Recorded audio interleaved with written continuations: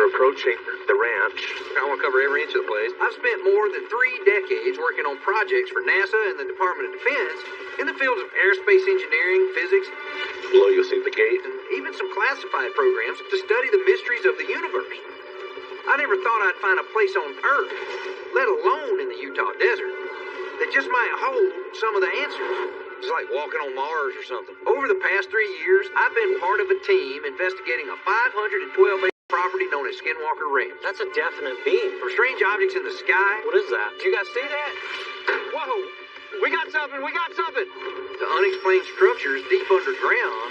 There is an unnatural structure beneath this property. To incidents that have made some of us afraid for our safety. I'm leaving the ranch. I'm getting a bad headache. Are you serious?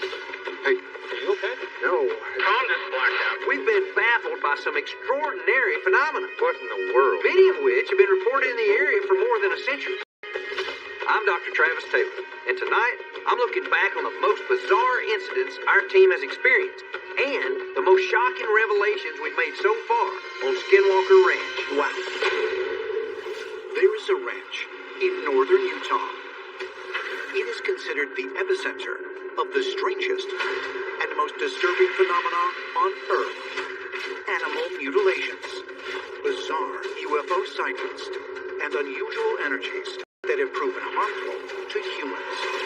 For 20 years, the federal government tried to find answers and failed. Now, a new team of dedicated scientists, researchers, and experts has taken over.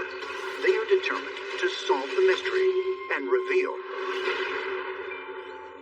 the secret of Skinwalker Ranch.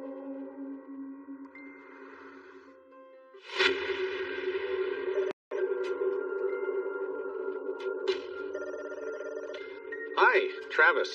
Hey, Brandon, how you doing? Brandon Fugel. Yeah. In 2019, Brandon Fugel, the owner of Skinwalker Ranch, invited me to meet with him and his team in Salt Lake City, Utah, to see if I would be interested in joining their investigation of the property. Thank you for coming together. This is the most unique science project of its kind. I was intrigued by all the crazy rumors about paranormal and UFO activity there, but I was also struck that someone like Brandon was involved, given his background. That sounds exciting and maybe even a little bit scary, right? Right. I'm Brandon Fugel, chairman and owner of the largest commercial real estate enterprise here in Utah. I'm also an investor and co-founder of other enterprises involving technology. I am looking for the nature of the universe and asking some of these core questions. Are these questions may be answered, or at least better understood? Well, one question I have is, why is it called Skinwalker Ranch? What is the lore of it, right? Well, it's a phenomenon. That's what it is. It goes back hundreds of years.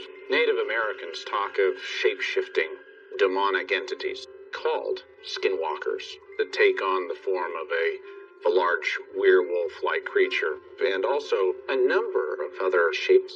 Wow. It turns out that in the 19th century, members of the indigenous Ute and Navajo nations in the region had a bitter feud, and the Navajo cursed the land, giving rise to the legend of evil wolf-like shapeshifters known as skinwalkers.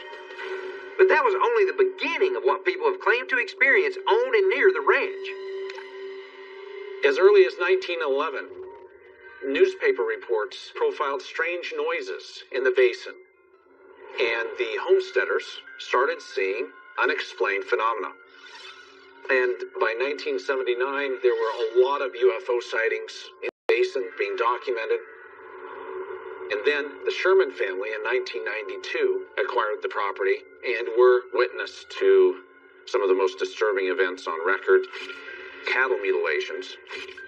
We're talking very surgically precise dissections of these cattle. Wow. In 1996, the reports of the Sherman family led billionaire Robert Bigelow to acquire the property and to commence an unprecedented scientific study. Bigelow came in with his team, National Institute of Discovery Science, or NIDS, that transitioned to Bigelow Aerospace Advanced Space Studies, which was funded by the U.S. government and kept highly confidential. In 2016, I purchased Skinwalker Ranch and assembled our team to carry this investigation forward into the next level. The team members I met that day are great guys, and and are very diversified in their skill sets. Brian Arnold, also known as Dragon, runs security and was initially quite a skeptic of all the phenomena. Jim Morse, the ranch manager, does a lot of community outreach to those who've also had strange experiences. Eric Bard serves as the principal investigator at Skinwalker Ranch, and he has a wide variety of scientific knowledge. We want your perspective. We've noticed that when we bring new people onto the ranch behaves differently than it normally does. It's a place, right? I mean, And then there's the ranch superintendent, Thomas Winterton. Back in 2016, he found out firsthand that a legend warning never to disturb the ground on Skinwalker Ranch might have some merit. I'd been warned not to dig on this ranch, which I thought was absolutely ridiculous. So I paid zero. I had fluid that separated the fatty tissue from my skull. And to this day, my doctors still haven't come up with an explanation. Hey guys. hey, Thomas. I was intrigued enough to accept Brandon's invitation. But I gotta tell you, I figured there had to be a logical, scientific explanation for all the reported phenomena. Within my first hour there, the guys took me to see the 3-square-acre mesa known as Skinwalker Ridge. So, is this where the glow was from the video? That's right. There's about a 500 to 600 foot long section of this mesa. It was a spot where Eric had previously captured video of a possible UAP, and a large section mysteriously illuminated in the middle of the night. You ought to check your tri-field meter, see what it's doing. I'm getting a little tone from it. A little tone? Whoa. Let me see that thing. Whoa, it's gone up. Incredibly, we suddenly detected potentially dangerous spikes of RF radiation at the ground level. Let's go up the mountain and see what happens. And then even more up on top of it. Oh! And it's shifted now. Now it's coming from that direction. So I get my biggest readings when I'm like this, looking. We continued detecting more RF radiation spikes across the ranch, It's coming from up there. and incredibly, they all pointed to one spot. A zone about a mile above the ranch at a location that has come to be known as the Triangle. So we are ready to launch? To find out what could be going on up there, we fired rockets containing radiation and GPS sensors up at the Triangle from the helipad right by the command center. Ignition. Oh, yeah! Look at the. It's crazy. Never seen that before. Look, what is that? What is that? We got something. Hold on. It was stunning. A UAP not only appeared in the sky, but the cattle on the ranch seemed to sense it before we did. It's gone. And then, just a few weeks later, something truly disturbing happened. What in the world? There's no cat tracks. There's no sign of struggle. Middle of the It's day. just dead. I saw her this morning, but she was alive. Right near that same area, one of the young, healthy cows suddenly died. Look at this. Look at this. Feel my phone. It's going vibrate to mute like crazy. Holy crap. When we went to investigate, both Thomas's and Caleb Bench's phones went haywire. My phone starts freaking out whenever your tri-field goes off. I don't have any control over my phone now. Dude, look at that. Is it still doing it? Is it 5? It's 18? It just jumped to 18 just then. And another dangerous spike of radiation registered on our meters. Oh, wow. Well, we need to get out of here, guys. What caused the radiation? But then we met with Linda Moulton Howe to review surveillance footage that captured the cow's death. We were shocked by what we saw. Is that black object the cow? Mm-hmm. Yeah, that's it, Tom. The cow is right here. What we'll do is go forward very slowly and watch what happens with her. Now you see the cow starts to get up. So here, I can't help but also notice that there's something happening here. Oh, yeah, there it was. Right there. Look at that. The moment that object appeared above the cow was reacting. Yes. What was this craft doing out there, and why, at the very time this cow was dying, was this craft seen in the sky? We very well could have prevented a full-blown cattle mutilation from occurring. That's a possibility. I feel strongly where there are mutilations, where there are UFOs, you're going to find that there are magnetic anomalies. They go together. Wow. I think we're dealing with portals. I think we are dealing with advanced technology that's been didn't know what to think of Linda's theory that the cow's death, the radiation spikes, or the UFO could be related to portals. But we experienced much more along those lines at a location known as Homestead 2. And there, we didn't have to worry about the cows. We had to worry about us.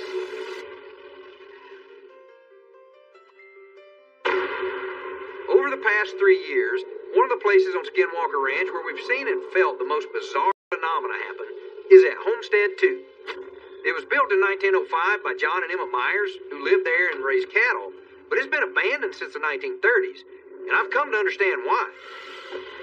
I was looking around the homestead with a fellow scientist, Dr. Jim Segala, and became very curious about an old covered cistern. What the crap is that? It's filled with something. Seriously polluted. I don't know. I've got a little bit of a headache or something happening. I don't know where it came from, but as soon as I lifted that lid, I was overcome with dizziness and a headache. Well, maybe we should check our dose meters or whatever. Yeah. Holy, mine's beeping. Your max dose rate is about 120? It's 120 something. That's pretty high. Turns out, I got hit with radiation that was equivalent to about 20,000 airport security x-rays all at once that left burns on my hand and my face. So how does it feel right now to be back? I'm a little nervous. Not, to be honest. Another disturbing horse and ranch caretakers, Tom Lewis and Candace Lindy, about an experience he had many years ago at Homestead 2 while hunting on the property. We were looking for tracks. We noticed there were human footprints. And I followed the tracks, and then all of a sudden it turned from human footprints to a big dog tracks, like a wolf. And it came out, red eyes, probably like 8 feet tall. Whatever it is, it doesn't belong here. Roland's story sounded incredible, but he was so sincere about it. Did he really encounter a skinwalker? We don't know, but what happened moments later was definitely real. Hold on. Yeah. You okay? Hey. Just like what happened to me and others, Roland was clearly affected by a strange energy spike or something we still don't understand at Homestead 2.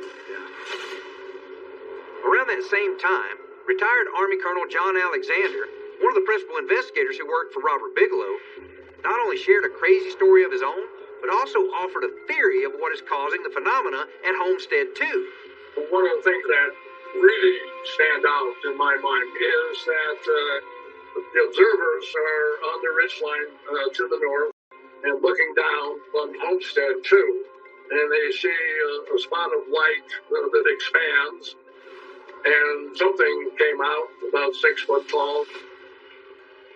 I would say there is the portal. This piece of gear I have with me is a SLAM-based scanner called the Hover Map. To test Colonel Alexander's theory, we invited technologist Pete Kelsey out to help us conduct an infrared LiDAR scan of Homestead. Okay, I'm gonna go inside of this. I'm gonna poke my head back here. I don't mind telling you, this place is creepy. We'll just kind of walk through it and just see if we see anything. Oh, wow. Well, what is that? I mean, that's not a data point, right? There should be a lot more data points right there with the 2 rooms. I mean, you walked in there. Something odd happened here. What happened to all this data right here? Where is it? Can't explain it. It's like there's data missing. The SlamScan LiDAR data is showing the foliage and the outlines of the buildings. But where we should be seeing the inside of the main house, it's just a black hole. How you doing, Ariel? Good to see you, brother. When the scientific approach left us with only more questions about Homestead 2 and the theory of a portal existing there, we invited Rabbi Ariel Zadok to try a more unorthodox experiment.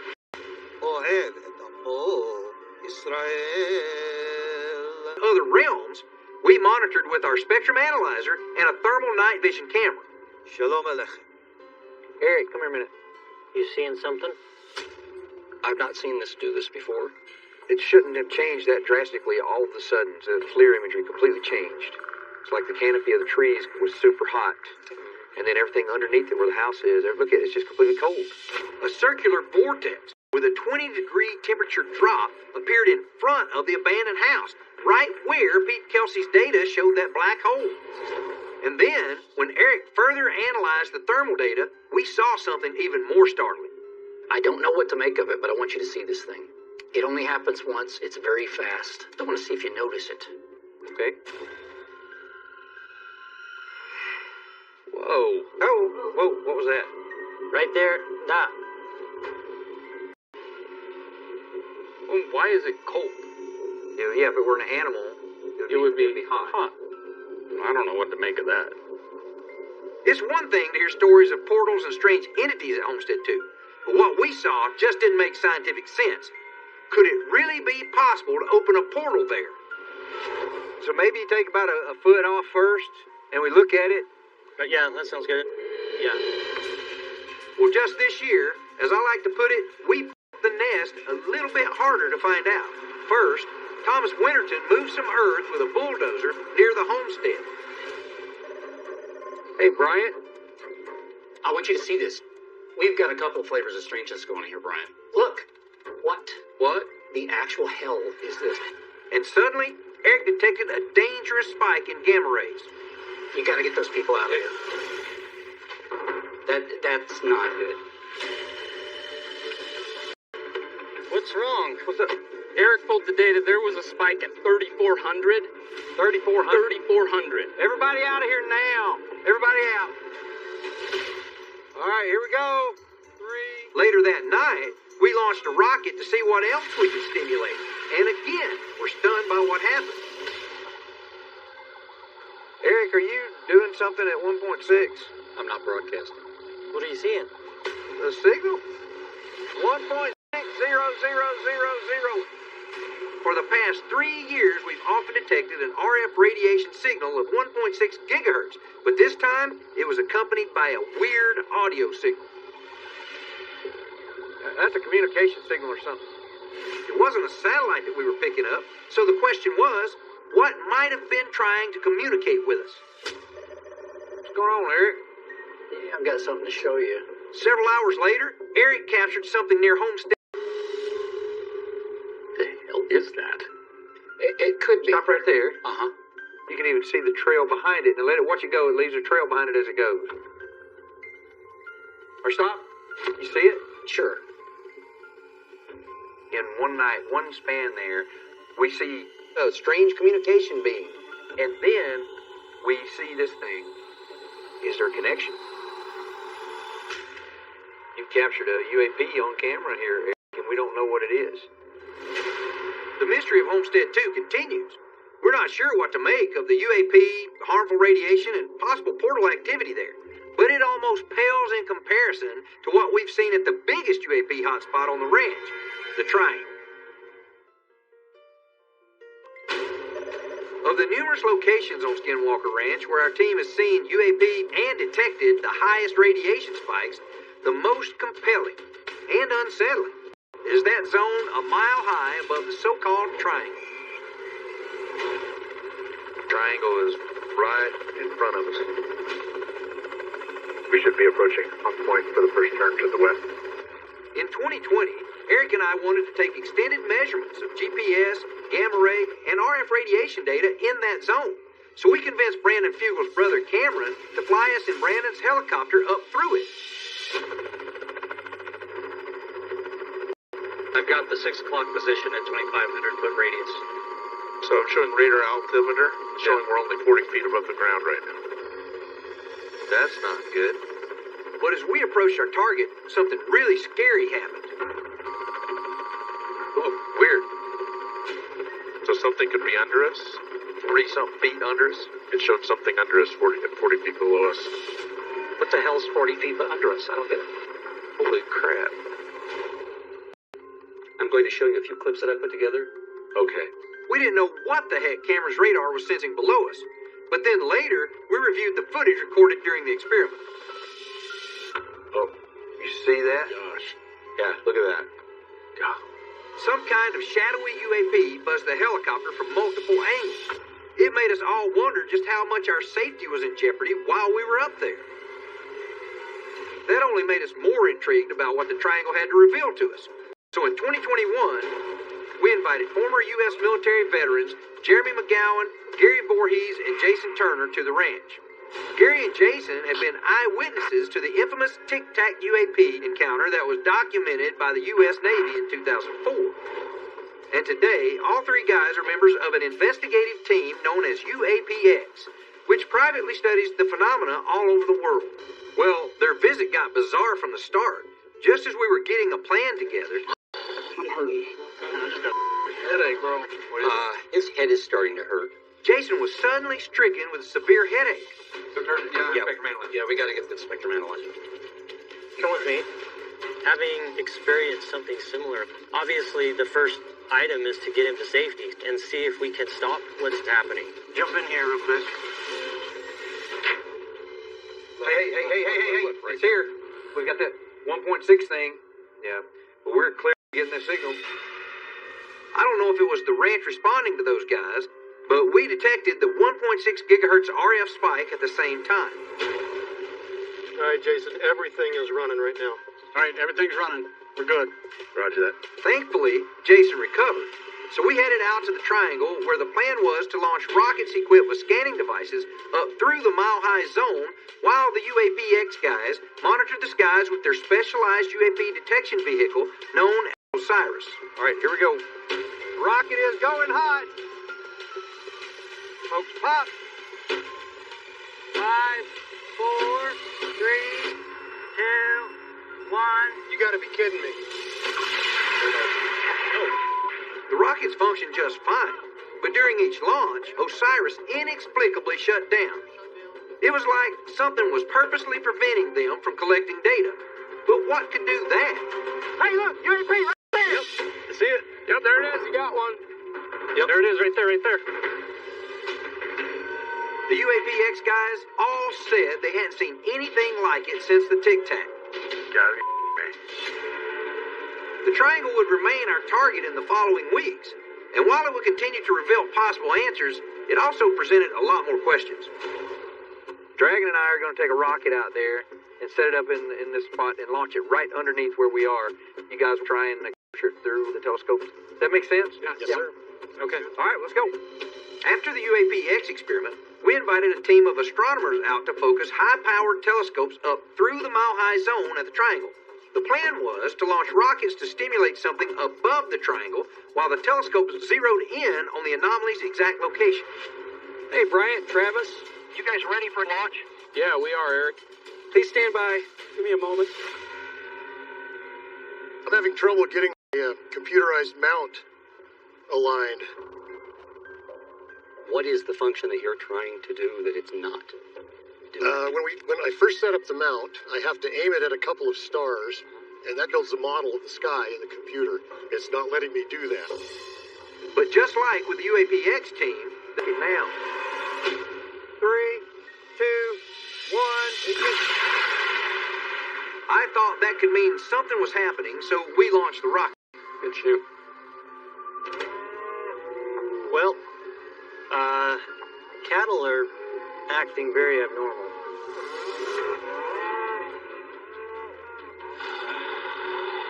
I'm getting something on the 1.6. Sure enough, the cows started acting up. Eric detected the 1.6 gigahertz RF signal on the spectrum analyzer. Look at this one right here. What the hell is that in the sky? To the south. There it is. That thing is big and spherical. Yes, it is. It's got a black dot in the center of it. What in the crap? And then we saw the biggest and most clear UAP to that point. The triangle showed once again that it might hold a key to the secret of Skinwalker Ranch. Wow. And of course, we soon revealed even more compelling clues and possible answers.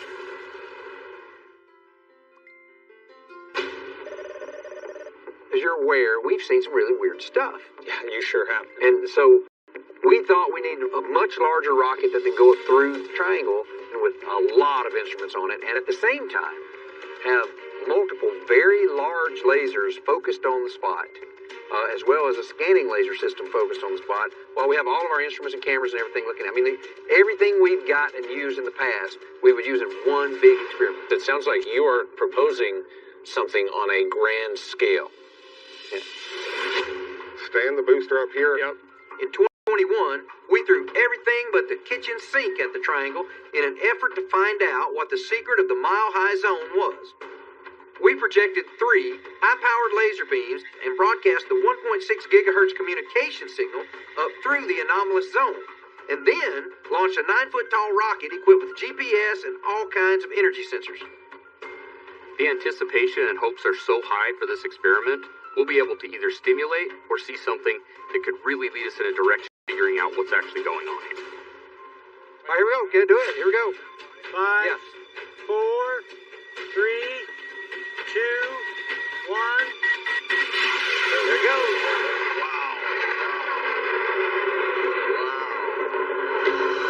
That's fantastic. What was that bend all about? It cocked dramatically to the north so it couldn't go up through the beam. What in the crap? The launch was perfect, and the rocket was heading right for the target zone above the triangle. But suddenly, something up there we couldn't see deflected it way off course. I swear it looked like something hit it and it shot north. Because it was going straight. Hey, Travis, you copy? Yeah, Eric, go ahead. If Brandon's nearby, can you bring him in real quick? We couldn't believe what we had just seen with the rocket. But then, Eric showed me and Brandon something he captured on his surveillance camera that was even more perplexing. Travis, you gotta see this. Okay, there's the lasers. Yeah, I'm doing an instant playback. You see this? Yeah. Wow. It's moving way too fast for it to be a satellite. This thing's really clipping along. Oh my gosh. It disappeared. Can you replay that? Yeah, please. Hold on. What did it disappear into? It's not cloudy. That's insane. Eric clearly captured a UAP ascending from the direction of the mesa that approached the mile-high zone above the triangle and then simply vanished. I don't know if it was down below the mesa. I don't know if I'm seeing what I think I'm seeing or not.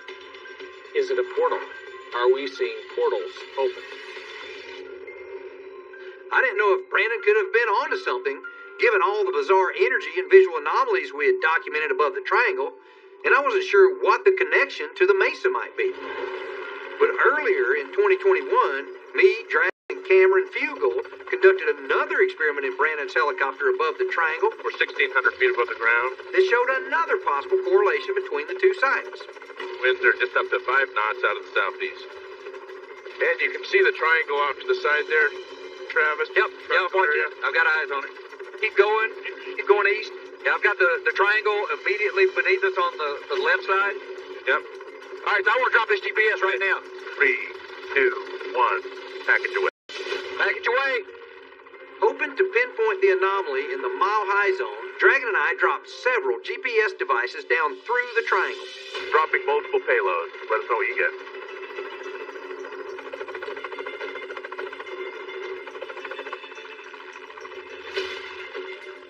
Yeah, we're right over it. I'm right over it. We were dropping multiple bottles, one after another after another. Chunk 'em. Oh, we're dunking. I ain't stopping.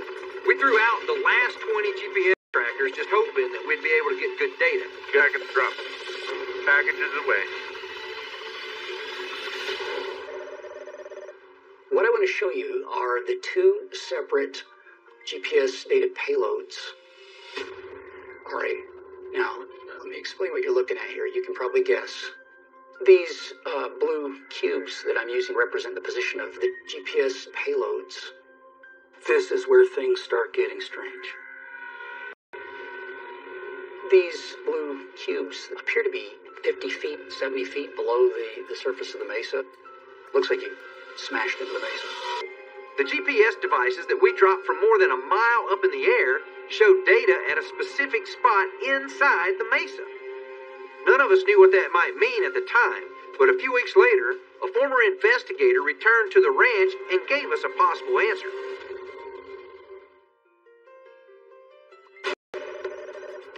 What's it like coming back?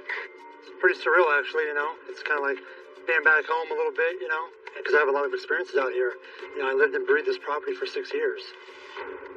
In 2021, Chris Bartell, an Air Force veteran who once ran security for Robert Bigelow on Skinwalker Ranch, paid us a visit that would lead our investigation of the mysterious mesa in a shocking new direction. So, October of 2010, I found some big prints on top of the mesa. canine prints. Here, take a look at this. You can see here. Look at those. Look how deep those go down. Look at that. Oh my gosh. That's about 3 feet between step. Mm-hmm. That's a very big canine. Seeing this picture, you can tell by both the size and the stride that we're talking about a very large animal. It makes me think about the legend of the Skinwalker. Now, I'll never forget this, because it has been replaying in my mind forever since this day. Out of that ditch, I hear a god-awful, guttural howl growl. The animal jumps out of the ravine, over the berm, and travels west. This thing was probably the size of a donkey, black. We get around that corner there, it's gone. Oh. The next day we came back, there's an area I found on this mesa slope, and it led to this open cavity. It looked like a cave. Now, we had heard all kinds of rumors about caverns leading to underground bases and even spacecraft being hidden in the mesa. So when Chris said he tracked this terrifying creature to a massive cave, Thomas and Caleb were eager to check it out. Oh, yeah. I'm pretty sure this is it. Well, it looks like it. You can tell that at one time it was a lot larger, and it's collapsed down in on itself. You can tell that this whole area looks like a sunken-in area. Like it was all caved in. Yeah. The massive cave entrance that Chris said was there more than 10 years earlier during the Bigelow era was now covered by huge boulders. It seemed fishy to us, so after confirming with a demolition expert that the cave-in seemed to have been created on purpose, we wondered what could be in there that someone might have tried to keep hidden. So we decided to drill and find out. Come on, sweetheart. We can hear the drill bit down below punching. Copy you. It must be something really solid that's carrying the vibration well. 10-4.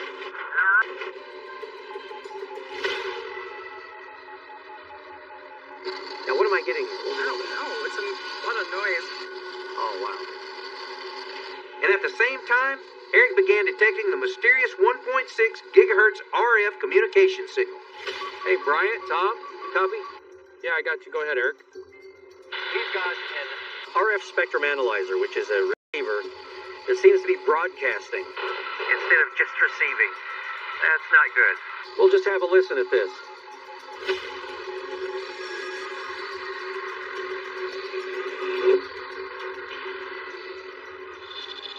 Are you okay? No. Whatever the drill hit seemed to stimulate the RF signal and then caused Tom Lewis to become so sick we had to rush him to the hospital. Thankfully, he recovered. But the mystery of what could be inside the mesa was about to become even stranger. Check this out. Wow, look at all the metal. I cannot believe there's that much metal in this. I mean, look how much of it there is. The obstruction turned out to be a 400-foot wide metallic object and shaped like a dome. The possibilities of what that meant seemed unbelievable. So Eric and I had the metals tested at the University of Utah. The samples that we looked at look like they've been fused. Now that's interesting. The way I understand it, there was trace elements of europium and tellurium in the sample. Yes, materials like these are analogous to ceramic oxides they use in space shuttle tiling to protect from burning up during re-entry. That's interesting. That's actually very interesting. Knowing that there's a huge, dome-shaped metal object made from the same materials used on spacecraft buried deep in the mesa means our investigation of that spot is far from over. But believe it or not, that might not be the strangest thing we've discovered in that area on Skinwalker Ranch.